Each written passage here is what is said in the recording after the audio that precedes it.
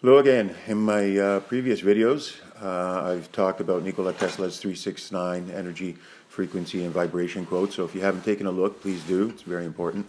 But in them, I spoke about a device I was building, an EDM, electronic discharge machine that could theoretically get power from crystals. So if you haven't taken a look, please do. If you've come back, thank you. Now we talked about how life is fractal, and there's a resemblance to as above, as below, and so based on that, in a simulation, I believe the interactions between us are very symbolic of electrons, and the static created between the positive and negative creates energy. So in this video, I wanted to talk a little bit more about the similarities that can be understood within both this device and life itself. So this part of the explanation might offend some, but don't worry, I'll make it up to you at the end. However, based on my demographics, I think many are going to understand. But in a normal cell, energy moves from a negative feminine and it moves to a positive masculine.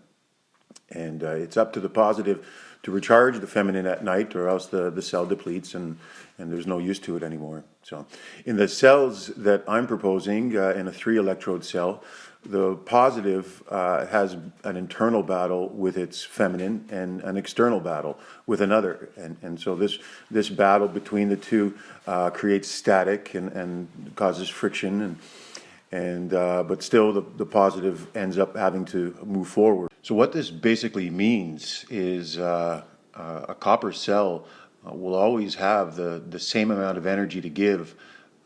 It's simply a matter of how quickly and how efficiently it does it.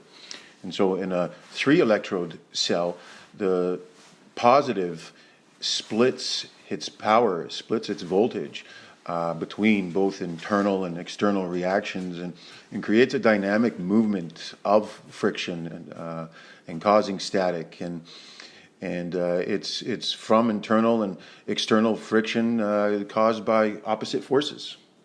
So as I said, I'd make it up to the other side, and there is a resemblance both to the device and to nature itself, a resemblance to above as below, and the roots of a tree are just as important as its branches, and its branches reach out. If its branches reach out too far, the tree could topple over, and if the roots go down too deep, they can destroy entire foundations. So, and as I explained, the circuit itself has its own flow, and there is a switch that happens to the polarities, and it shows the as above, as below exists on both sides.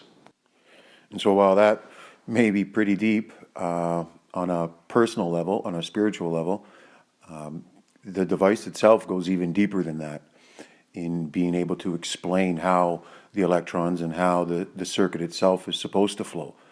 But I think maybe that's enough for one video, and leave it for another time. So as always, please like, share, and subscribe, and please ask Elon if this circuit is even possible.